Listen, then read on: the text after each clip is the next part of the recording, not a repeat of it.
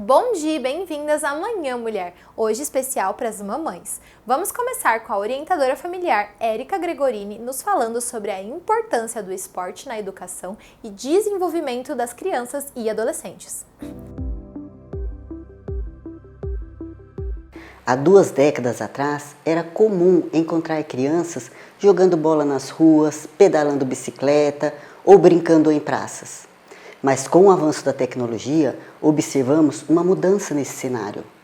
Por isso, hoje vamos abordar um assunto muito preocupante: o aumento do sedentarismo em crianças e adolescentes. Um problema que afeta não apenas a sua saúde física, mas também seu bem-estar em geral. Dados da Organização Mundial de Saúde apontam que 78% das crianças e 84% dos adolescentes brasileiros não fazem o mínimo de atividade física recomendada por dia, que é de pelo menos 60 minutos. No Brasil, segundo o IBGE, 1 em cada 3 crianças entre 5 e 9 anos está acima do peso. No mundo todo, o sedentarismo em crianças e adolescentes está ligado à substituição das atividades físicas por experiências virtuais. Jogos, mídias sociais e streamings prendem a atenção das novas gerações, deixando-os logados por horas diante das telas. Esse padrão de comportamento gera uma série de consequências negativas, incluindo distúrbio do sono, queda no desempenho escolar, isolamento social, má alimentação, além de impactar a saúde física, emocional e mental. E hoje, para enriquecer a nossa discussão sobre as consequências do sedentarismo na infância e na adolescência, temos uma convidada especial. Seja muito bem-vinda, Fernanda Macari. Obrigada, Érica. Obrigada pelo convite. A Fernanda é uma profissional de educação física, professora de judô 3º Dan e responsável pela modalidade na cidade de Valinhos. Além disso, ela é a idealizadora do Sustentação, um programa de treinos online exclusivo para mulheres. Fernanda, quais são os principais impactos físicos que o sedentarismo pode causar durante a infância e a adolescência? Bom, a gente já sabe que isso pode trazer inúmeros malefícios para a saúde, né? Então, o tempo em frente às telas, seja na TV ou celulares e tablets, ele tem causado grandes dificuldades para as crianças e adolescentes, tanto mentalmente quanto fisicamente. Do ponto de vista físico, a postura é uma delas. Então, as crianças e adolescentes, eles ficam o tempo inteiro com a cabeça baixa, muito tempo sentados e também deitados. Então, eles preferem se comunicar via tela. E a vontade de fazer qualquer tipo de exercício físico é sempre quase nula. Então, começam a surgir os problemas de saúde. Aqueles que a gente já conhece, né? Diabetes, os problemas cardíacos e também as dores musculares e articulares, comprometendo a integridade do sistema músculo-esquelético. Assim como nos adultos, crianças e adolescentes também sofrem com as consequências negativas do sedentarismo. E, Fernanda, quais são os benefícios que a prática regular da atividade física oferece na infância e na adolescência, considerando que nessa fase eles estão passando por uma transformação física significativa? São inúmeros, né? Os benefícios quando a gente fala de atividade física ou de exercício físico. Então aqui eu posso falar do combate ao sedentarismo. Uma criança ou adolescente ativo, ele tem a menor probabilidade de se tornar um sedentário na vida adulta. Além disso, melhora a coordenação e a capacidade motora. As crianças e adolescentes que praticam esportes têm um melhor desempenho motor e tendem a ter uma boa relação com o corpo. Além disso, o esporte ele ensina sobre regras, sobre ganhar e perder. Esses 3 pontos eles são muito importantes, já que essas crianças e adolescentes, né, dessa geração, elas são muito imediatistas. As crianças têm muita dificuldade em esperar e é uma coisa muito difícil para elas, né? Então, cumprir regras parece difícil, precisa de muita disciplina. Falando em disciplina, ela é um dos maiores desafios na educação dos filhos. O judô, assim como outros esportes, possui muitas regras que promovem disciplina. Fernanda, explica pra gente como essas regras podem influenciar positivamente outras áreas na vida das crianças e adolescentes. A procura pelo judô quase sempre é pela disciplina. Então, os pais que chegam até mim, a maioria das vezes é com a fala de que a criança ou adolescente precisa do judô porque ele é um esporte que tem muita disciplina, né? Então, de fato, ele é verdade mesmo. O judô é um esporte de origem oriental, em que culturalmente ele tem uma filosofia mais rígida. Mas nas aulas, né, com as crianças e adolescentes, elas aprendem muito mais do que disciplina.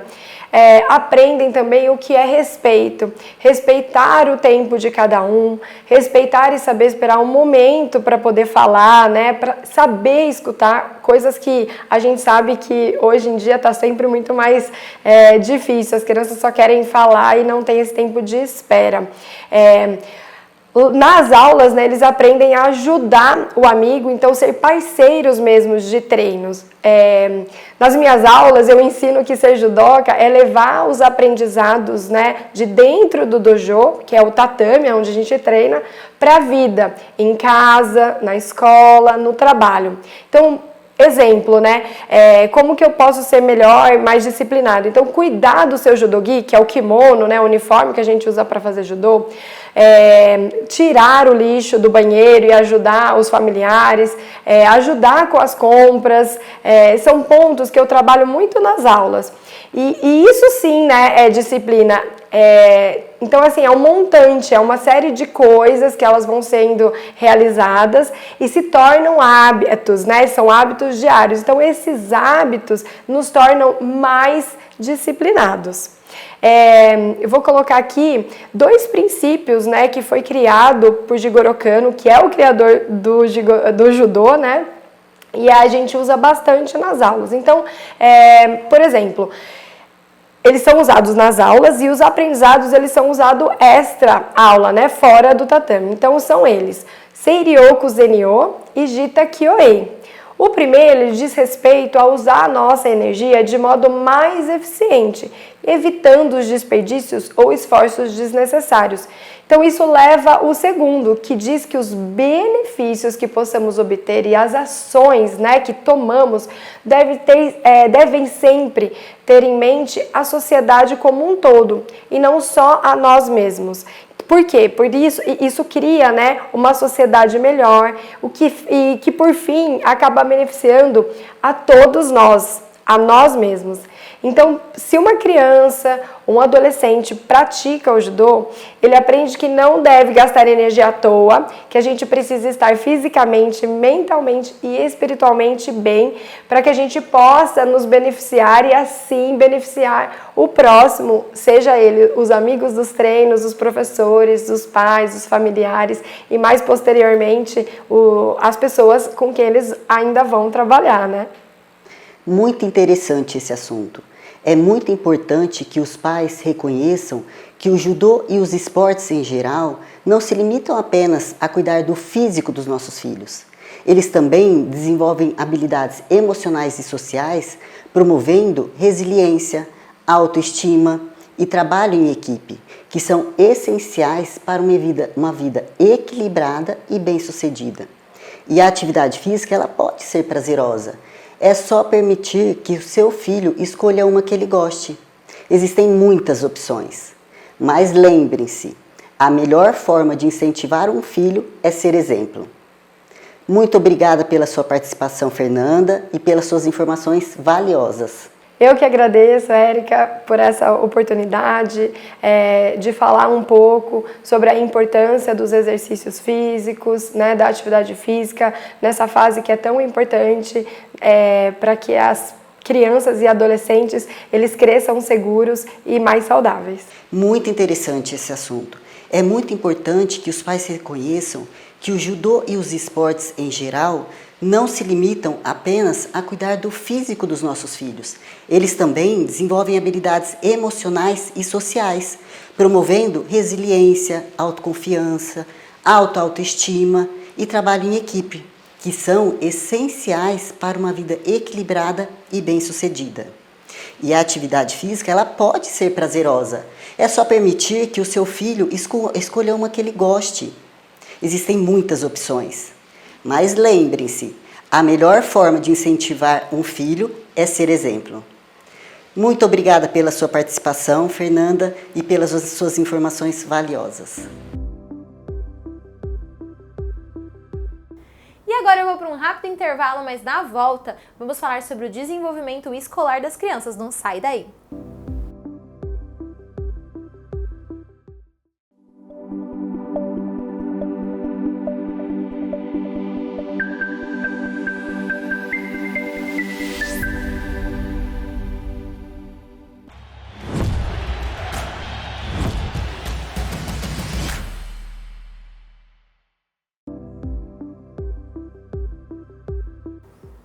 Estamos de volta e muitas crianças têm dificuldades no desenvolvimento escolar e nem sempre a escola consegue dar a atenção necessária para cada criança. Sendo assim, qual seria a melhor escolha para buscar ajuda profissional? Quem nos explica é a psicopedagoga Kátia Montesino. Olá, sou Kátia Montesino, psicopedagoga, e estou aqui hoje para compartilhar com vocês algumas dicas sobre o trabalho psicopedagógico. E começo essa nossa conversa te fazendo uma pergunta. Quando é que eu procuro uma psicopedagoga?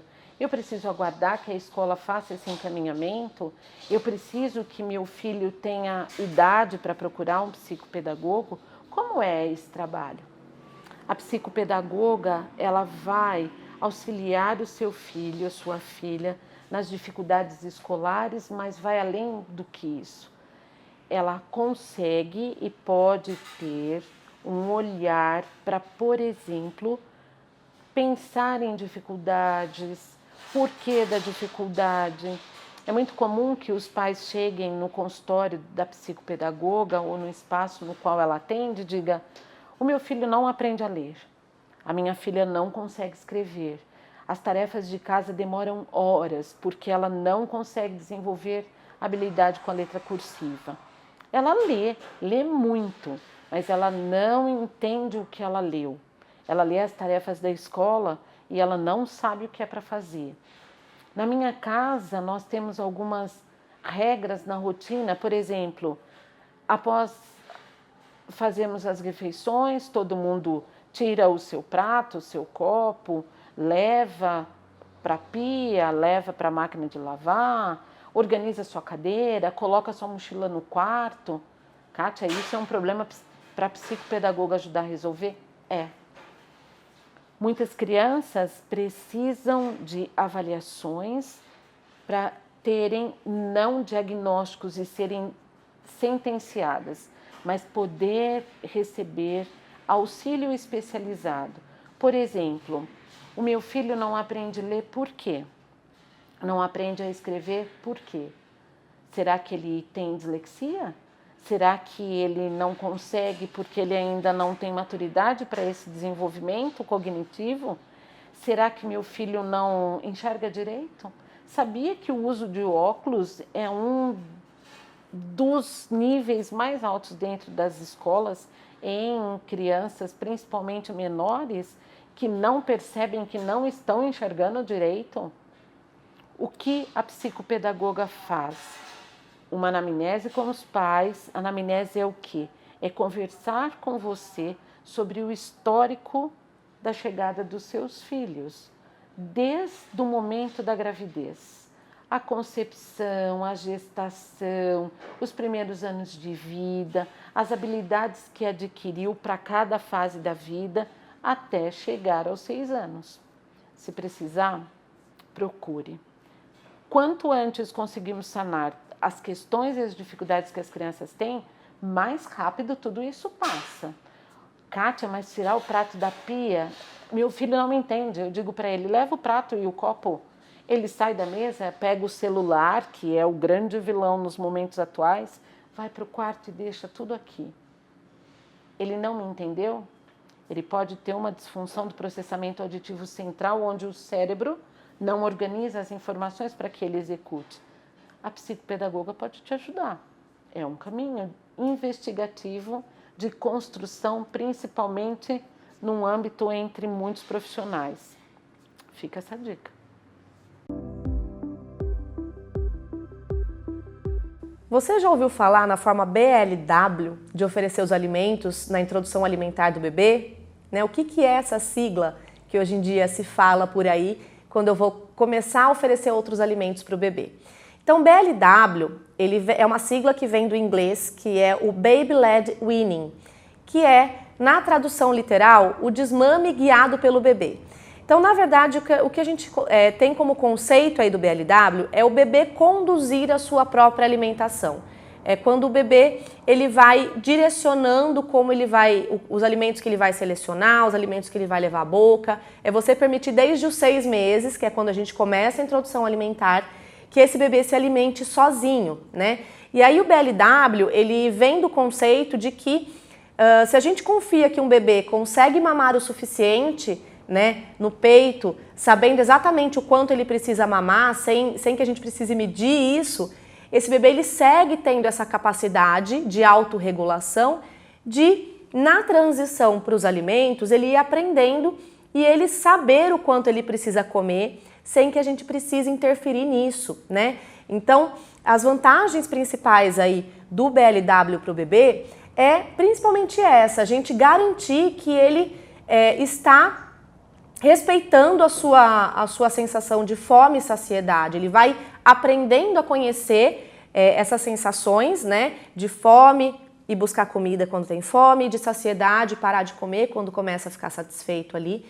E a gente entender que nós nascemos com essa capacidade, né? Então os bebês, eles têm essa capacidade muito bem estabelecida de saber comer o quanto precisa e parar de comer quando está satisfeito.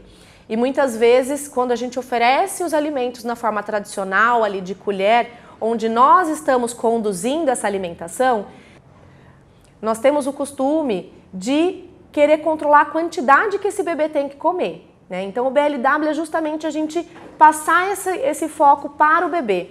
Quem vai controlar essa quantidade, porque tem essa autorregulação, é o próprio bebê, e a gente só confia dentro desse processo na capacidade do bebê. Então, entre as vantagens para o bebê, além dele poder respeitar aí a sua capacidade de autorregulação, ainda existem outras vantagens, né? Como o bebê ele vai direcionando sozinho o que ele vai selecionar e levar à boca, ele vai desenvolver muito mais, de uma forma mais aprimorada ali, o seu desenvolvimento motor para conseguir agarrar o alimento e poder levar à boca, o seu desenvolvimento sensorial, né? Porque é um estímulo sensorial muito grande o bebê poder tocar no alimento, sentir aquele alimento nas mãozinhas, para então levar à boca, experimentar, às vezes cuspir, porque isso é muito normal nos primeiros meses, né? O bebê leva a boca e gospe. Então, essas são as principais vantagens. Você está estimulando o seu bebê a se respeitar dentro do seu limite de fome e saciedade, a aprender a comer, a explorar esse alimento sensorialmente, isso é muito rico em experiências para ele, ao desenvolvimento motor também desse bebê. Então essas são as principais vantagens aí do BLW, né? Eu falo que na alimentação tradicional, que é aquela que a gente oferece a papinha de colher, o bebê ele é passivo e quem é ativo na história é quem está colocando essa colher na boca do bebê. No BLW, quem é ativo na alimentação é o próprio bebê, porque é ele quem vai buscar e levar o alimento à boca. E aí o que a gente precisa ter um olhar mais atento é como esse alimento vai ser oferecido para se ajustar ao desenvolvimento em cada idade, né? Então um bebê de 6 meses, ele vai ter uma capacidade e a gente tem que ajustar essa oferta do alimento para que ele consiga agarrar esse alimento e levar à boca e seja de forma segura a textura do alimento para a capacidade que ele tem. Então, como que a gente começa a oferecer esses alimentos se for dentro desse método que é o BLW, né? O alimento, geralmente, ele é oferecido.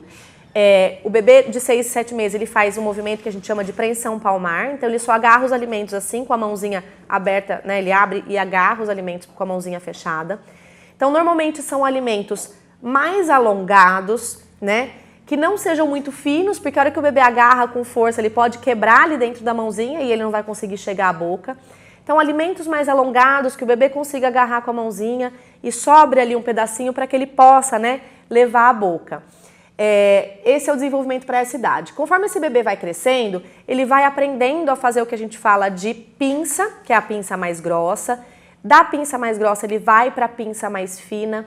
E conforme ele vai evoluindo essa capacidade motora dele de conseguir agarrar o alimento, a gente pode ir diminuindo esses tamanhos dos pedaços de alimentos para que ele consiga pegar e levar à boca. Em relação à textura, a gente também é importantíssimo a gente fazer uma adequação da textura para que esse bebê se alimente de forma segura.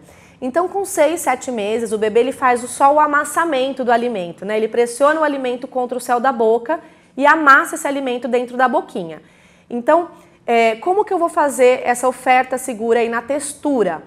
Eu vou abrandar esse alimento, eu vou cozinhar para que ele fique macio o suficiente e esse bebê consiga esmagar esse alimento na boquinha sem ter nenhum risco ali para o engasgo, tá? Então, eu vou oferecer o alimento macio, bem cozido, frutas bem macias, aquele alimento que se eu conseguir esmagar na ponta do dedo, meu bebê vai conseguir esmagar ali com a forcinha da boca e da língua, tá? Então, oferecendo um corte seguro, oferecendo uma textura segura, é o principal ponto para que a gente tenha segurança nesse processo e evite o risco de engasgo, tá? É um método que a gente tem que ter, por mais que quem está oferecendo ali, né, dispondo os alimentos para o bebê, não vai oferecer diretamente na boca, o bebê tem que estar sempre acompanhado, sentado em local adequado, né? E esses alimentos têm que ser oferecidos em cortes e texturas adequados à capacidade e ao desenvolvimento desse bebê, como eu falei. É essa a forma que a gente vai evitar o maior risco de engasgo, que esse é o grande medo dos pais em relação ao método, né? Não tem perigo do meu bebê engasgar? Então, na verdade, quando é feito de forma adequada, é um método seguro, sim, né? O risco de engasgo ele não é diferente em relação ao método tradicional, mas é importante que a gente tenha todos esses cuidados. Para quem não pode ou não consegue fazer 100% nesse estilo BLW, né? Porque algumas famílias, ou por insegurança, ou porque não tem possibilidade de estar presente em todas as refeições da criança, não conseguem fazer esse método, a gente indica, né, que é muito legal também o método misto, que é aquele método que em alguns momentos, algumas refeições eu vou oferecer sim esse alimento amassadinho de colher para o bebê, mas também em algumas oportunidades eu vou deixar o bebê ter disponível um alimento em pedacinho ali, macio, em pedaço, alongado, macio, para ele conseguir pegar e levar à boca e explorar esse alimento. E aí assim a gente vai aproveitar a oportunidade desse desenvolvimento sensorial e motor também do bebê, tá? Toda essa experiência com o alimento ali, tocando no alimento. Então a gente pode fazer de forma mista. Eu ofereço no método tradicional, né, a comidinha amassada, com a colher, mas também deixo o bebê ter a oportunidade de tocar esse alimento, de explorar, de fazer a sujeira, que faz parte, e a sujeira é agradável para eles, faz parte do aprendizado do comer, né? É muito importante que em algum momento a gente deixe o bebê tocar no alimento, né? Então, ainda que eu não me sinta segura desde o começo de fazer esse método ou de dispor para o bebê um alimento para que ele possa manipular, em algum momento ali dentro desse processo, talvez lá pelo 8º, 9º mês do bebê, é muito importante que você dê essa oportunidade a ele, tá? O bebê tocar no alimento, explorar sensorialmente esse alimento, aumenta muito a possibilidade desse bebê vir a experimentar um alimento que às vezes ele está mais receoso e vir a comer mais alimentos de forma mais variada, ter uma melhor aceitação da alimentação, tá? Então, em algum momento é sim muito interessante a gente dar essa possibilidade para o bebê. A bagunça é inevitável, mas eu garanto para vocês que é uma bagunça muito gostosa, porque a gente vai ver o nosso bebê se divertindo e curtindo o momento da refeição, como a gente espera que aconteça ali no aprendizado da alimentação do bebê, tá bom? Esse é o método BLW, né? Eu sei que é mais complexo para algumas famílias, mas vale a pena conhecer um pouquinho mais sobre ele, porque sem dúvida nenhuma vai ser uma grande experiência ali para o bebê e para a família. Chegamos ao fim de mais um programa, mas na semana que vem eu tô de volta aqui na TV Diário Campineiro. Um grande beijo para você e um ótimo dia e final de semana para você e para sua família.